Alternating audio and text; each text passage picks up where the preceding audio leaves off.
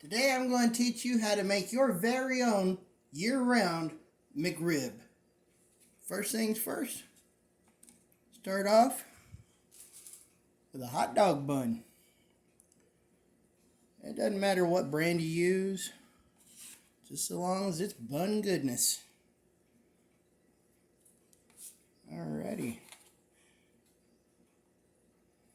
And then what you do is you get these cheapo, they're like multi-packs of pork rib processed meat, whatever the hell you want to call it.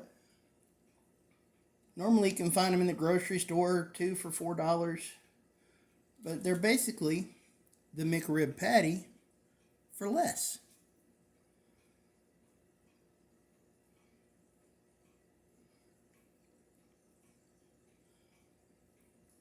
And a neat little trick, if you like onions, is you can marinate the onions while you microwave the whole thing.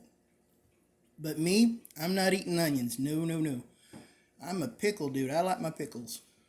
So, got some nice crispy dills.